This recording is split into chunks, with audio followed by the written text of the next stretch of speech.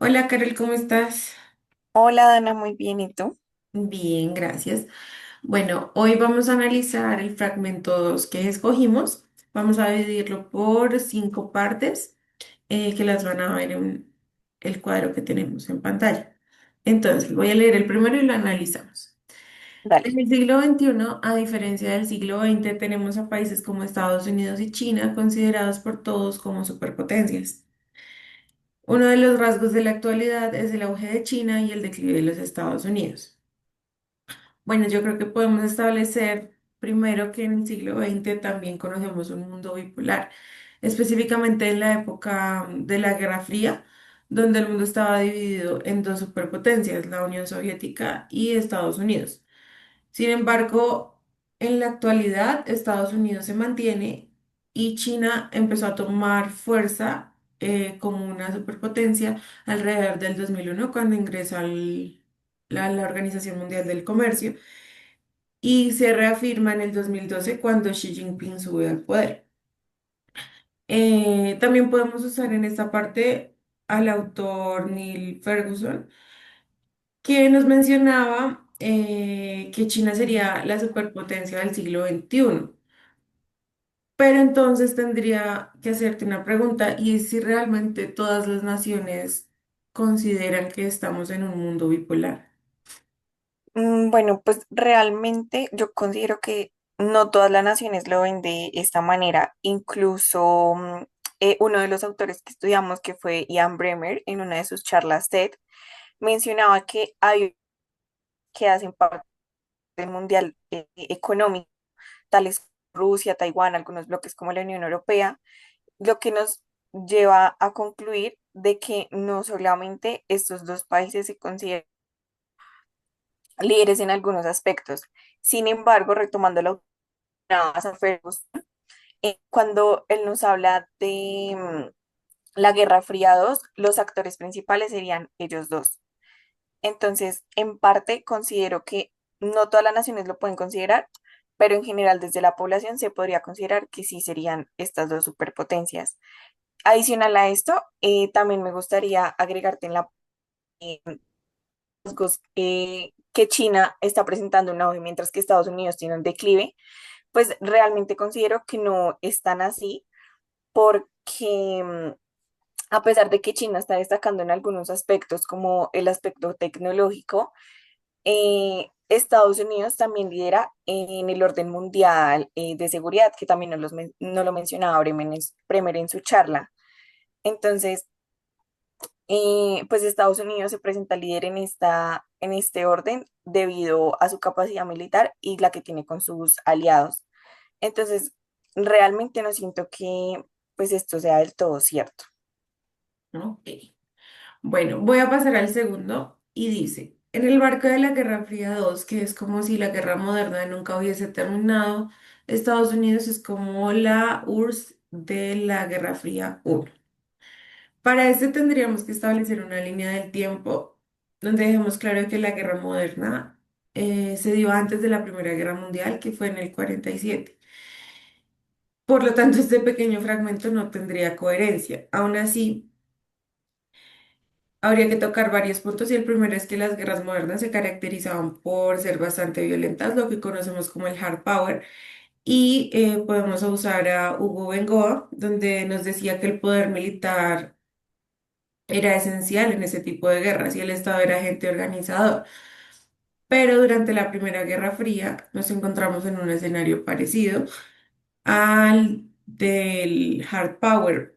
La diferencia es que aquí hay una inyección de lo que más adelante en la Guerra Fría 2, que es la actual, se asociaría como una guerra de soft power, que se considera el soft power se considera una forma de debilitar al enemigo de una forma más indirecta y es usando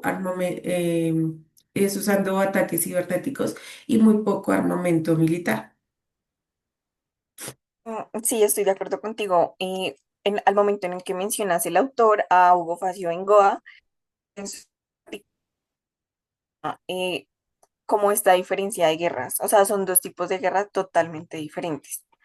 Entonces, estoy de acuerdo con tu punto de vista. Sin embargo, también para la parte donde nos dice que Estados Unidos toma el papel de la URSS de Guerra Fría uno, considero que se podría afirmar, ya que si tomamos en cuenta a Neil Ferguson en su charla que hizo sobre la Guerra Fría 2, él los menciona con palabras textuales esta parte y lo justifica de tal manera que para el momento de la Guerra Fría 1, John F. Kennedy ataca Cuba, no sé si recuerdas sobre la guerra de misiles, y lo que hace la Unión Soviética para este momento es mandar fuerza naval para poder quitar este bloqueo. Entonces, si lo traemos a lo que pasa a la Guerra Fría 2, es algo que pasaría con China y Taiwán. Si China, que no acepta que Taiwán sea una nación independiente, ataca a Taiwán, lo primero que haría Estados Unidos es mandar esta fuerza naval para quitar este bloqueo. Entonces, Ujú. en esta parte estoy de acuerdo. Listo. Voy a pasar al tercero. Más adelante, en este siglo XXI, no habrá un orden mundial como tal. Existirá un escenario compuesto por tres órdenes mundiales que se superponen. Estos tres órdenes son, primero, el orden mundial de seguridad liderado por Estados Unidos, segundo, orden mundial económico y tercero, el orden digital. Pues si nos remontamos un poco para atrás, específicamente en la Guerra Fría 1, pues se puede afirmar que para este entonces, hasta 1991, había un orden mundial bipolar con la presencia de la Unión Soviética de Estados Unidos. Sin embargo, después de la destrucción de la URSS, pasamos a un orden mundial unipolar, siendo Estados Unidos la única superpotencia pues en el momento.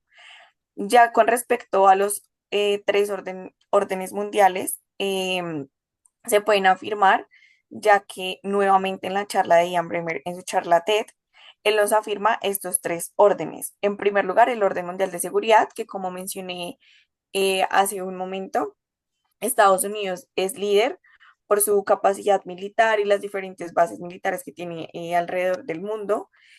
Y por otro lado está el orden mundial económico, él lo menciona como un orden mundial multipolar, ya que se encuentra, como lo mencioné también hace un momento, dividido en diferentes naciones y bloques. Em, y no sé si nos quieras hablar un poco sobre el orden mundial digital. Sí, y pues por último aparece el orden mundial digital que aparece pues en este nuevo siglo y nos habla de la diferencia entre tecnologías. Entonces aparece un nuevo actor y es el sector privado, porque aquí ya no es importante que van a ser parte de los países como un nuevo actor o una nueva superpotencia, sino que empresas privadas, líderes en tecnología van a empezar a manejar un nuevo orden mundial y eso se vuelve muy interesante porque de ahí vamos a poder encontrar casos como el de Elon Musk en Estados Unidos. Creo que en el siguiente fragmento lo toca y lo podemos analizar. Voy a leer. Entre las razones por las que es posible que exista en el siglo XXI un orden mundial digital, un ejemplo de ello es el papel que ha jugado Elon Musk, es el cambio que se ha experimentado a nivel tecnológico, en el pasado de la edad industrial de la globalización a la edad digital de la globalización. Bueno, pues acá lo podríamos analizar desde dos fuentes de información. En primer lugar, la que tomamos hace un momento de Ian Bremmer, que es quien nos habla del orden mundial digital. Y también es importante mencionar a Jeffrey Sachs con su capítulo de las edades de la globalización, donde en primer lugar él afirmaba que se hizo un cambio de poder hegemónico a un mundo multipolar y esto llevó a diferentes cambios en el flujo de información que llevaron a impactar como la economía y la política.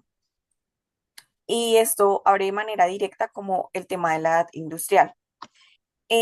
También se dieron a conocer estas tecnologías si nos paramos en el 2001 cuando sucedió todo el ataque del 9/11, cómo fueron cambiando los medios, la televisión y la forma en la que el Internet se empieza a expandir, pero de una manera negativa, como generando una ola de terror. Y esto lo podría asociar como con las edades de la globalización. No sé si nos quieras dar como un poquito de relación respecto a lo que Sí. sucede con Elon Musk. Digamos con ese, un ejemplo de esto es que eh,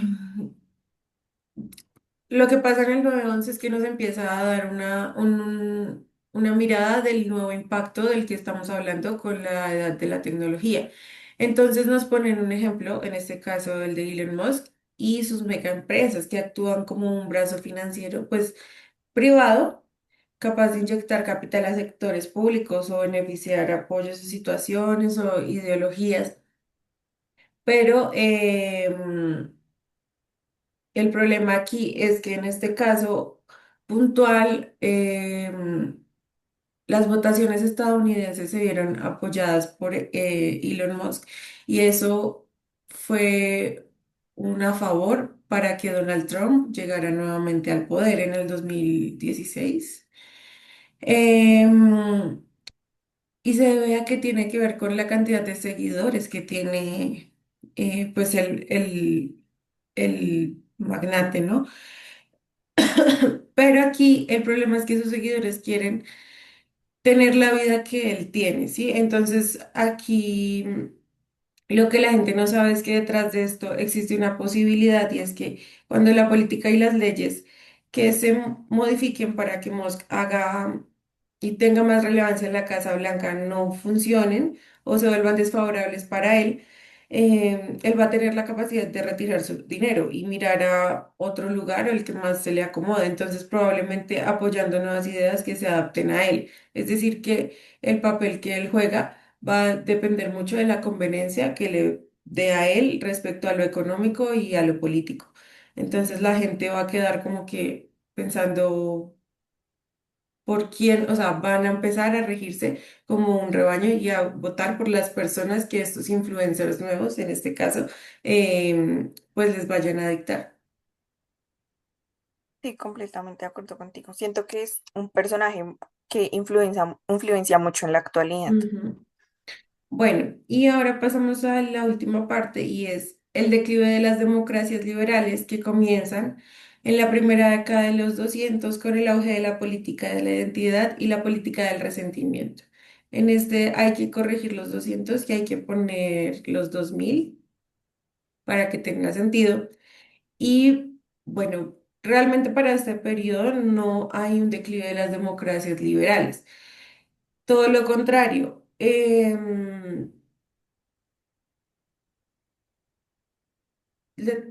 Podemos hablar de que Samuel Huntington fue citado por Fukuyama Ujú. en su libro y nos dice que en este periodo de 1970 al 2000 se da la tercera ola de la democratización y este modelo se convierte en el predeterminado entonces para gran parte del mundo. Em, Fukuyama también nos habla de que para la época el PIB internacional aumentó gracias a acuerdos y tratados firmados con el fin de expandir el comercio mundial. También a partir de esto, en esta época, el número de muertes disminuyó y la educación tomó un papel fundamental en la sociedad. Mm, sí, me gustaría agregarte la parte de el auge de la política de identidad y resentimiento, que Fukuyama afirmaba que esta, pues en primer lugar, definir qué es la política de identidad y resentimiento, y él la define como cuando un líder moviliza a sus seguidores con la justificación de que su dignidad ha sido vulnerada y esto hace que este grupo de personas se sienta humillado. Entonces, él de manera textual mencionaba que un grupo humillado buscando restitución tiene más peso que aquellos que buscan una ventaja económica.